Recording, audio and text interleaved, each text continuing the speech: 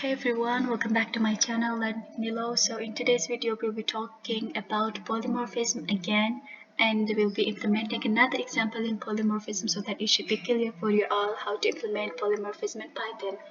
So for that we need to define a class, and our class would be class shape. For example, we call it shape, and we're going to define a method here, area.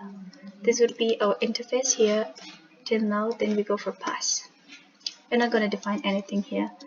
And then we've got another class called circle. Then we've got shape here, which inherits this. And then we go for another method, which is init method. We talked about this method in the previous videos as well. And then we're going to give parameter radius here. So we're going to initialize this by accessing this self dot radius equals to radius, and then we go for another method called area, and then we go for this one. And in area we are going to just simply return area of the circle here, return, which is 3.4, the value for pi, into self dot radius into self dot radius. That's how we do it. What we're going to do next is that we're going to define another class called square. This is going to be really fun just because it is very interesting. Then we've got shape here. We are going to define another method here, which is init method. We are going to initialize the objects here. We've got self, and then we've got side underscore length here. Then we'll go for this self dot side underscore length equals to self underscore alien, yes, self length. Sorry, not self, that is side. And then we're going to define another method called area. How are we supposed to do it? We'll just simply define this one, and we're going to return self dot side length into self dot side length. This is how we do it. And then the function that calculates the area of any shape, we go for that and define calculate area, or any name you can just give, that's up to you, which is shape. And then what we return is return shape dot area. And now we are going to create the instance of the different shapes.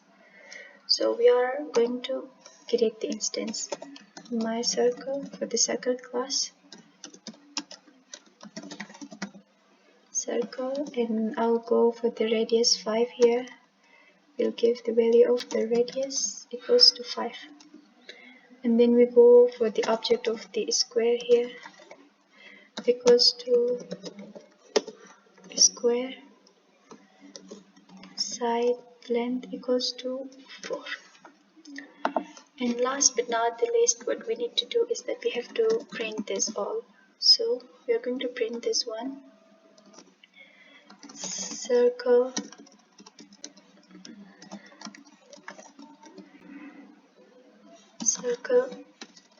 sorry for the spelling mistake here, circle area, and then calculate area, which is my underscore circle. So that's it for this one. And then we go for the next print statement, which is the square area,